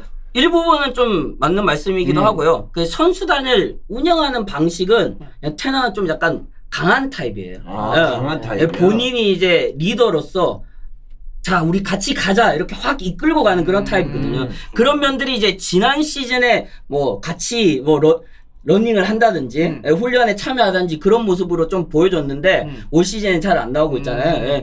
이런 면들이 아약스에서도 많이 드러났고 위트레트에서도 많이 드러났거든요. 그러니까 좋은 면과 나빴던 면들을 좀 일화를 좀 얘기를 드리자면은 먼저 좋았던 면은 위트레트 시절에 과거 이제 아약스에서도 뛰었고 AC 밀란에서 뛰었던 네덜란드 국가대표 에마뉴엘손이라는 선수가 있습니다. 예, 그 선수가 테나를 어떻게 이야기했냐 하면은 테나는 탁월한 완벽주의자다. 당신이 이제 테나 감독이 뭔가 이제 구석구석 본인이 모든 걸 만들어 가려고 하는 그런 이제 성격의 소유자고, 일례로 우리가 아약스전을 앞두고 일주일 동안 하나의 전술로 연습을 했는데 그 상황에서 안 되면은 계속 반복하면서 그걸 완전히 체화시키려고 노력을 했었고, 정말 신기하게도 아약스 경기에 돌입했을 때 그때 준비했던 모든 상황들이 이루어졌다. 그래서 전반은 무승부였지만 이건 우리가 이길 수 있겠다라고 생각이 들었고 실제로 경기를 이겼다. 그런 얘기를 했었거든요. 그러면 느낌이 터나 감독에 대해서 그 아약스는 아무래도 이제 주도하고 이런 것들이 있다 보니까 전술적인 역량이 혹시 더 공격적으로 이런 면에서는 나와가지고 뭔가 지배하는 경기에서는 잘할 수 있는데 사실 프리미어리그 상위권 팀 중에서는 아니죠. 뭐 중위권, 하위권에서도 능력 있는 감독들 있잖아요. 그런 감독 간의 전술 대결에서는 충분히 밀릴 수도 있는 감독 아닌가요? 지금까지 얘기를 들어보면? 그럴 수도 있죠. 네. 저는 지금 뭐 여러 면을 좀 생각을 해봐야 될 것 같은데 아직 뭐 나온 것들도 있고 드러나지 않은 면들도 있지만은 테나 감독이 아약스 시절까지만 놓고 보면은 정말 디테일에 전술적으로 디테일한 면들을 많이 챙기는 감독이었어요. 예. 정말 이런 것까지 챙겨? 라는 그런 감독이었고, 시즌 전체를 놓고 봤을 때도 경기 도중에 전술을 변화주는 감독들도 있지만 한 시즌 이렇게 쭉 놓고 봤을 때 좀 부분적으로 계속 변화를 가져가는 감독들이 있잖아요. 테나도 약간 그런 감독이었거든요.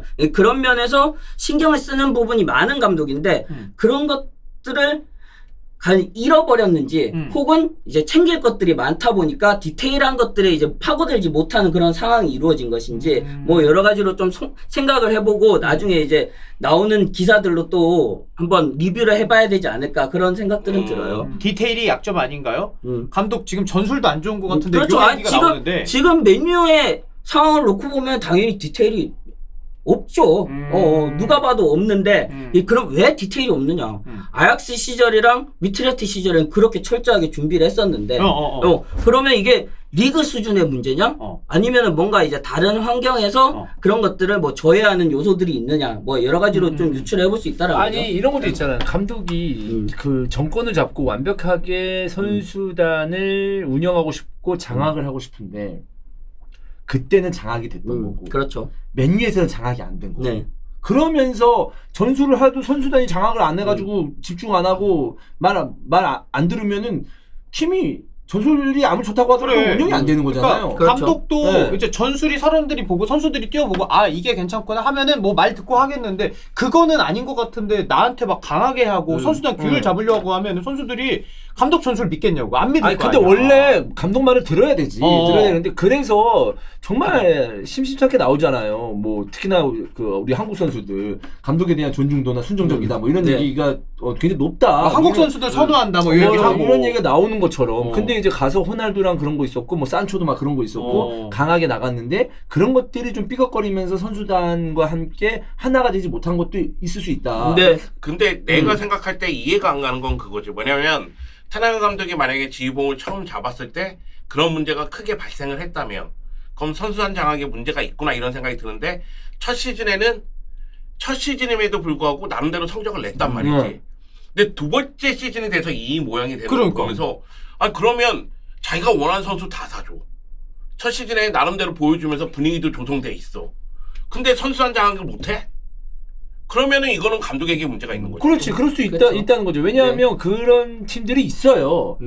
국내에도 있어요. 어느 감독이 어느 팀에서는 잘했다가 조금 큰 클럽 왔을 때 여기서 그런 식으로 하면 선수단 장악이 안 될 텐데 선수단이 좀 반발할 텐데 그러면은 여지없이 그러니까 선수단이 싸가지가 있다 없다를 떠나서 여지없이 그런 것들이 삐걱거리면서 성적이 안 나오더라고. 그거 있잖아요. 사실 선수단의 성향도 있겠지만 진짜 큰 도시, 그렇지 않은 도시에 따라서 선수들이 경기 끝나고 뭐 할지 이런 게 사실 다르잖아. 근데 어떻게 보면은 맨유는 그런 면에서는 선수들이 엄청난 선수들이 많으니까 아약스 때 다루는 거랑은 분명 차이가 있겠죠. 그리고 그런 면도 있을 것 같아요. 테나 감독이 네덜란드에서는 코치부터 시작해서 커리어 굉장히 오랫동안 이어왔고 그러면서 네덜란드 축구에서는 그 나름대로 좀 존중받는 그치. 인물이에요. 과거에 트벤테 시절에 프레드 루텐 감독이 지휘하던 시절에 양팔에 이제 테나흐라는 수석 코치와 에이켈 캄프라는 수석 코치가 둘이 양강이라고 할까요? 네. 예, 코치의 이제 양팔 역할. 예, 양팔 역할을 했던 그런 인물인데 그때 당시부터 테나는 전술적으로 굉장히 조예가 깊고 나중에 만약에 감독을 했을 때 또 좋은 모습을 보여줄 수 있겠다라는 평가를 받은 인물이거든요. 그 이후에 결국 이제 고어에 대해서는 큰 성과를 내지 못했지만은 바이언 2군 그리고 이제 위트레트를 거치고 아약스를 거치면서 이렇게 단계로 본인의 명성을 쌓아왔고 네. 네덜란드 선수들에게는 테나가 어떤 인물이고 어떤 위치에 있는 인물이다라는 게 좀 인식이 돼 있고 그러다 보니까 존중이 이루어지는 그런 인물이거든요. 근데 테나가 이제 맨유로 왔어요. 잉글랜드 축구에서는 아무것도 없는 감독이죠. 그냥 그렇지. 아약스에서 성적을 내고 챔스 4강을 네. 이뤄냈지만은 결국 잉글랜드 축구계에서 쌓아온 업적이나 뭔가 명성은 없는 인물이란 말이죠. 그때 네. 맨유 레전드들이 안 된다 그랬어. 턴아웃 누구냐고 턴아웃 별로다 요 얘기 했었거든. 아니 근데 지금 이야기 들으면 맨유는 타나와 감독을 수석 코치로 영입했어야 되네. 감독은 누구로? 감독은 또 없잖아. 감독은 훨씬 더 카리스마 있고 선수한 장악을 할 수 있는. 근데 아약스 감독을 하다가 맨유 소속 코치를 할까? 싫으면 말던가. 그래. 그렇게 가야 되겠네. 네. 왜냐면 전술적인 능력은 뛰어난데 네. 선수 픽도 안 좋아. 선수한 장악도 안 돼. 이거는 문제가 있는 거 아닌가. 맨유가 뭐 지금 테나가 뭐 잘못했다 뭐 프론트가 손을 놓고 있다 뭐 이런 얘기는 뭐 의견이 분분하지만은 총체적 난국이라고 생각해요. 그렇다고 해서 뭐 테나가 지금 뭐 굉장히 잘하고 있고 이 감독을 뭐 방어해야 된다 그런 얘기는 뭐 또 못하겠어요 솔직히. 네. 지금 성적으로는 뭐 그만 유임을 해도 뭐 이해는 가고 경질을 해도 할 말이 없는 그런 상황이라고 보거든요. 예. 그러면 냉정하게 맨유를 위해서 맨유 앞으로의 성적을 위해서 그리고 턴아웃의 네. 감독 커리어를 위해서 네. 여기까지 하는 게 맞아요? 아니면은 그래도 턴아웃 전술적인 역량이 있다니까 좀 기다려주는 게 맞아요? 저는 경질하고 아약스로 빨리 왔으면 좋겠는데. 진짜? 예. 근데 맨유를 생각해야지. 맨유 다음 감독을 누구를 선택해? 근데 그러면 나는 솔직히 내가 맨유 팬이면 그렇게 하고 턴아웃 떠나잖아? 역대 최악의 감독. 그렇지, 돈은 그렇겠지. 요만큼 쓰고 성적은 성적대로 하는 거. 뭐 중간에 리그컵 우승하긴 했는데 아니, 이거- 개쌍욕 나오지. 타나와 받을 감독이 수밖에 없어. 팀에다가 똥을 한두 개 싸는 게 아니야. 설사했어, 설사. 황금 똥을 다 그래. 싸놨어. 사놨지. 그리고 아니 안토니 1,300억, 1,400억에 데려왔는데 얘 얼마에 팔리겠냐고. 그러니까 그럼 황금 똥을 어떻게 치워? 그래. 근데 테나 감독 계속한다고 이 똥을 치울 수 있을까? 그것도 못 치우지 지금 봐선. 그냥 안고 죽어야 되는 거 아니에요? 와. 그게 이제 총체적 난국이라는 게 이런 거예요. 야 이거 진짜. 그러니까 제가 아까 그런 얘기를 드린 어. 이유가 이거예요. 이 감독이 스카우팅이나 이런 부분에서까지 모두 검증이 된 인물인가. 근데 선수 영입에 대해서 이렇게 권한을 줬고. 그러니까 그건 이제 그러면은 맨유 전체가 같이 책임을 져야죠. 물론 이제 그거를 리드한 테나 감독의 그 책임이 가장 크겠지만요. 예. 근데 맨유 수뇌부도 얘는 스카우팅도 잘하겠지 하고 데려온 그것도 너무 큰 잘못이고. 뭐 아니, 그렇게 데려왔을지는 모르겠지만 예, 한번 줘보자라고 생각했을 수도 아니 있죠. 맨유 수뇌부가 지금 고민에 빠져 있다고 쳐봅시다. 이걸 잘라야 되느냐, 같이 가야 되느냐, 올 시즌까지는. 그래 고민에 빠져 있는데 일단 올 시즌까지 간다고 생각을 했을 때 그러면은 겨울 이적 시장에서 타나우 감독에게 어떤 포지션이 필요한지만 물어보고 그리고 어떤 유형이 필요한지만 물어보고 스카우트 제대로 해서 보강해주고 그러면은 결국 테나우 감독은 전술적인 능력을 좀 발휘해주면 메뉴가 후반기에는 반등이 가능할까? 이제 리그만 집중하면 되니까. 이거 어떻게 생각하냐고. 지금 한 3시즌 정도 보냈잖아요. 그러니까 이적 시장을 기준으로 예. 3번 정도 보냈죠. 예. 여름, 겨울, 이번 겨울? 여름까지 예. 이렇게 3번을 보냈는데 이쯤 되면은 각 나오지 않나? 스카우트에 대해서는 각이 나오지 않나? 솔직히 잘한 선수 뭐 리산드로 마르티네즈 같은 경우는 지난 시즌 좋긴 그러니까 했지만 그럼 제 생각에는 말라시아도 별로고 제 생각에 원래 여름이랑 겨울쯤 봤으면은 이건 안 되겠다고 판단하고 빨리 디렉터를 구했어야 됐어요. 그러면은 좀 날 수도 있었다. 디렉터가 아예 따로 가고 하면 물론 이제 테너가 알겠지만은 싫어할 수도 있잖아. 그렇지. 아 그렇죠. 아 근데 그러니까 이제 그 사람은 본인이 스카우팅 능력이 있는 사람이라고 근데 생각할 수도 거기에서 있잖아. 이제 잘 아니 조율을 하는 이렇게 거는 실패했는데도 프로테인이지. 불구하고 아니 납작이 두꺼운 사람은 거지. 모르는 아니 납작 두꺼운 거지 진짜로. 그러니까 아니 거기에서 우리가 그 위에서 수뇌부가 결과로 얘기하는 거지. 이런 결과들이 있었다. 그럼 테너는 또 그에 대한 의견을 내겠죠. 거기에서 네. 이제 교육을 하는 거는 뭐 그들의 몫인 거고 결국 이제 디렉터가 붙어줘야 되지 않았나라는 생각이 들고 지금 이제 너무 많은 걸 하고 있다 보니까 진짜 다망으로 가고 있는 거지. 오늘 얘기 재밌다 김재수 기자님이랑 내일 또 장코치님 오거든요. 장코치님은 또 어떻게 생각하는지 내가 물어봐야 되겠다. 장코치는 약간 좀 전술적으로 입각해서 얘기를 하잖아요. 항상. 그러니까. 저랑도 이제 장코치랑 얘기를 자주 하거든요. 같이 방송도 하셨죠? 맞다 장코치님이랑. 재밌어요. 근데 왜냐하면은 다양한 관점에서 얘기를 나누기 때문에 정말 재밌는데 장코치님 전술적으로 어떤 얘기 하시는지 저도 굉장히 궁금하긴 해요. 알겠습니다. 그 마지막으로 요 얘기하겠습니다. 앞서 중간에도 잠깐 이야기하시긴 했는데 2022년 4월 골닷컴 기사에 우리 낑깡대부님이 인터뷰하신 게 있어서 터나 감독은 하나부터 열까지 모두 설계하는 유형이다. 경기를 통제하며 이를 결과로 보여주고자 하는 완벽주의자다. 직설적이면서도 선수와 팀을 올바른 방향으로 이끄는 항해사 유형이다라고 덧붙였습니다. 아직도 이렇게 생각하세요? 이거 저 먹이는 거 아닌가요? 지금 달라졌군요. 근데 아까 제가 얘기했잖아요. 이거는 제 개인적인 의견이라기보다는 네덜란드 축구인들의 말을 빌어서 약간 좀 표현을 했고요. 저도 네덜란드 축구에서 보여줬던 면은 충분히 이렇게 이야기할 수 있는 그런 인물이었다라고 생각해요. 근데 지금은 좀 확답을 하기가 좀 어렵죠. 이렇게 이야기가 좀 얘기를 하면서 약간 열띤 토론 느낌이어가지고 막 채팅창도 반응 좋고 해서 아주 재밌었습니다.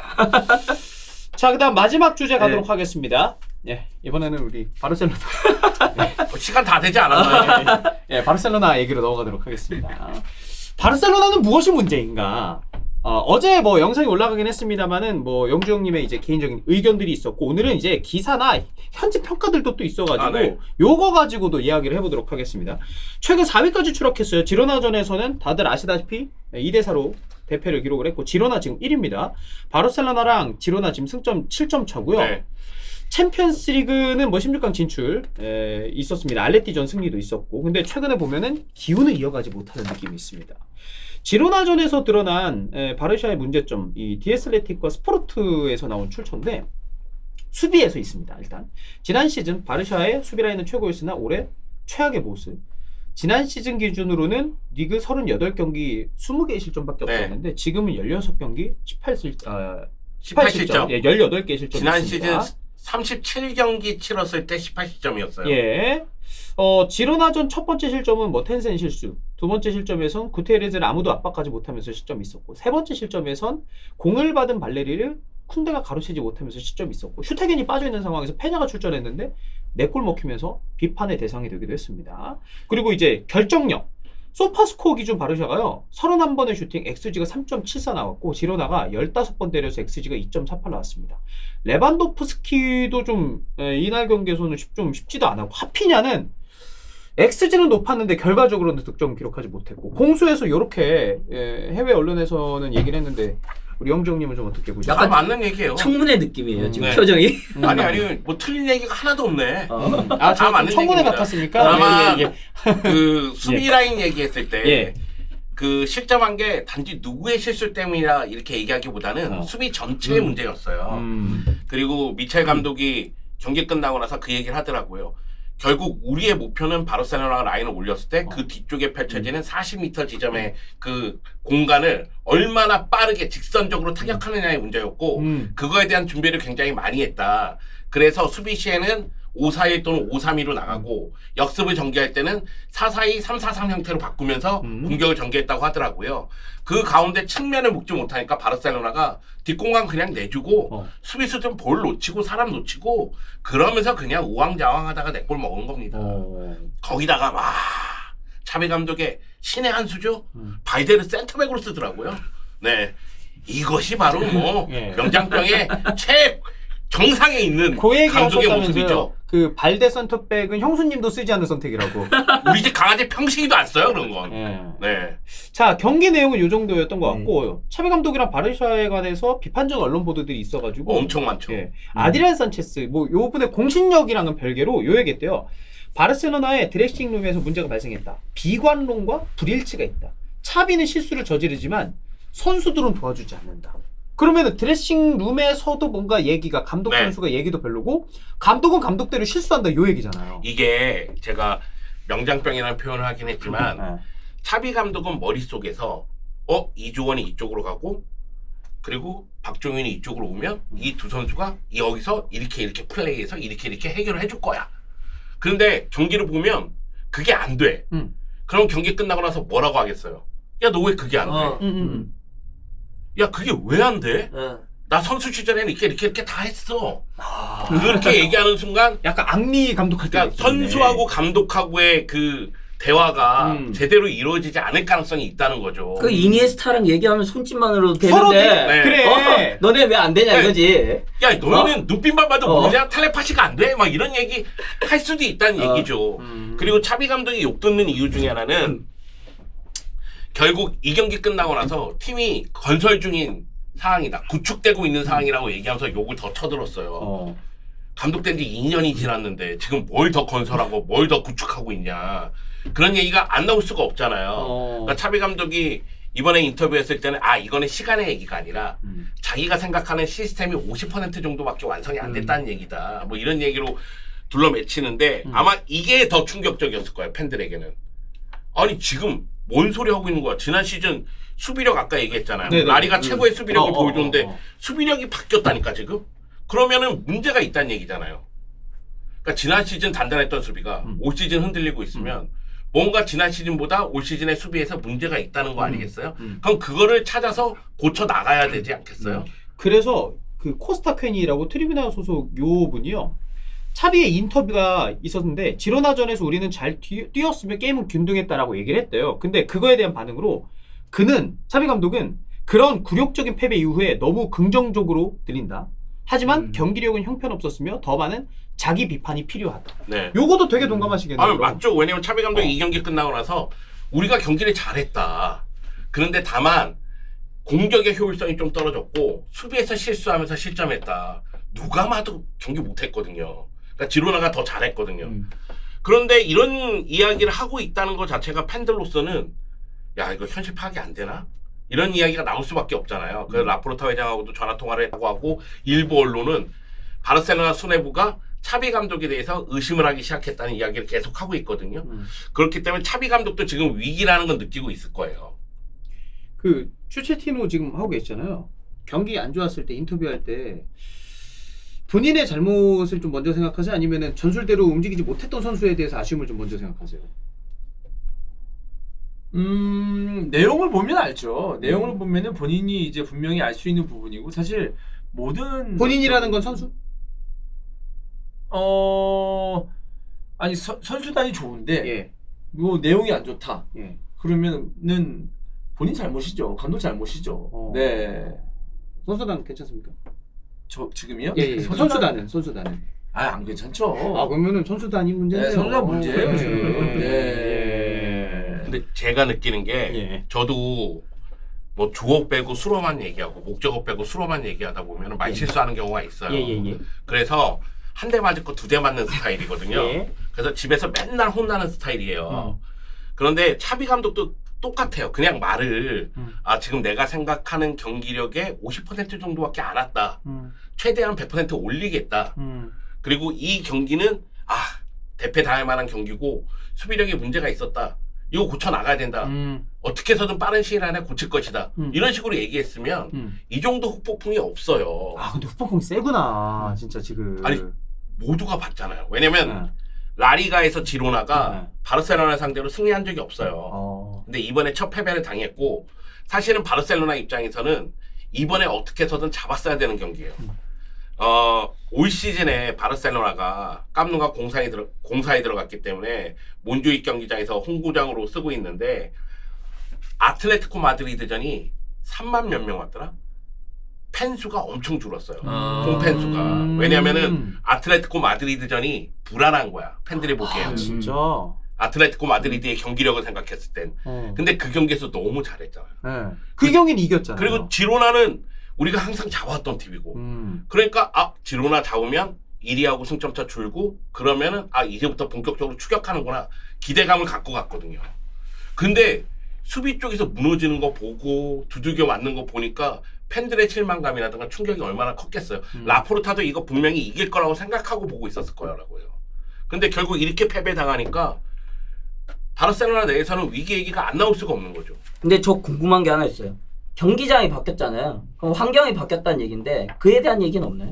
그거에 대한 이야기는 없어요. 아니 근데 분명히 그것도 경기력에 어느 정도 영향을 미칠 거라고 생각을 하거든요. 그런데 그게 그렇게 생각을 해야 돼요. 그러니까 뭐냐면 바르셀로나가 리그 기준으로 패배가 2패가 있고 이 2패가 다 홈에서 당한 2패예요. 그런데 엘 클라시코전 패배, 지로나전 패배 이렇게 2패를 당했는데 홈에서 당했거든요. 근데 2패를 빼면 다 승리예요. 홈에서. 사실은 이번 지로나전 치르기 전에는 홈에서는 강한데 원정에서 문제라는 얘기를 했어요. 왜냐면 원정에서 무승부가 너무 많아. 약팀을 상대로. 그리고 엘 클라시코 패배는 그럴 수 있다는 분위기가 있었어요. 왜냐면은 전반전에 플랜 A가 좋았는데 후반전에 주드 벨링엄이 강력한 두 방으로 해결해 버렸거든요. 그러니까 엘 클라시코 패배는 그럴 수 있어. 근데 이번 패배는 다른 거예요. 그러니까 몬주익 경기장에서의 경기력의 문제가 아니라 지금 전체적인 상황 자체가 뭔가 잘못 흘러가고 있다. 여기다가 아까 얘기했다시피 지난 시즌보다 수비력은 떨어졌지. 레반도프스키는 지난 시즌보다 골 못 넣고 있지. 그러니까 이건 답답한 거죠.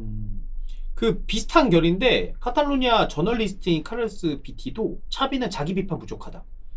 그는 팀이 구축 단계라는 새로운 변명을 한다. 요렇게 얘기를 했고 하비 미구엘이라는 사람이 있습니다. 뭐 의료진이나 라커룸에 대한 뭐 구단 내부 소식에 대해서는 꽤 얘기를 잘 한다고 하는데 바르샤 선수들은 라리가 우승이 점점 자신들에게서 멀어지고 있다는 것을 알게 되었으며 더 큰 충격을 안겨주었다. 차비는 계속하고 싶어하며 상황을 반전시킬 수 있는 팀의 능력을 확신하고 있다. 구단 일부에서는 우려감이 뿌리 내리기 시작했다. 이거 다 맞는 말 같거든요. 다 맞는 얘기예요. 이거 어쩔 수가 없어요. 왜냐면은 아까 얘기했잖아요. 올 시즌 2패가 홈에서 레알 상대로 패배, 지로나 상대로 패배예요. 레알이 현재 라리가 2위, 지로나가 라리가 1위예요. 지금 3위인 AT를 상대로만 홈에서 승리 거뒀거든요. 그럼 이 세 팀하고 후반기에는 다 원정 경기예요. 그럼 사실상 바르셀로나의 경기력이 올라가지 않으면 라리가 우승은 물 건너갔고, 그럼 차비 감독이 토너먼트 대회에서 잘했느냐? 토너먼트 고자라는 얘기 우리 많이 했잖아요. 그렇죠. 지난 시즌부터 계속 나왔었죠. 그러니까 스페르코파 빼고는 없잖아요. 근데 이제 1월 달에 스페르코파가 사우디에서 열리는데 이것도 안심할 수 없어. 지금 경기력이 가장 안 좋으니까. 그러면은 스페르코파, 코파델레이, 챔피언스리그 모두 놓칠 가능성이 있거든요. 근데 올 시즌 무관으로 가면은 차비 감독은 지붕 계속 유지하기는 어렵습니다. 그럼 올 시즌 끝까지는 갈 것 같아요? 올 시즌 끝까지는 가요. 그래요? 왜냐면은 예. 다른 대안 찾기가 바르셀로나도 쉽지 않아요. 대안 찾기가. 그렇다고 마르케스를 올려서 쓸 수는 없어요.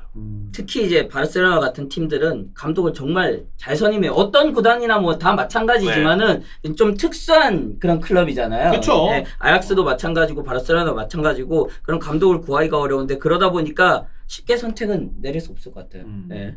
그리고 이거는 뭐 어느 정도의 공신력인지 모르겠습니다만은 이적설도 몇 개 있는데 아라우오가 지금 바이에른 뮌헨이랑 맨유와의 이적설이 있고요. 계속 나오고 있어요. 예. 독일 뭐 바바리안 풋볼에서는 바이에른은 아라우오를 주시 중. 독일 스카이 스포츠에서도 기사가 있었고 문도 데포르티보도 있고. 예.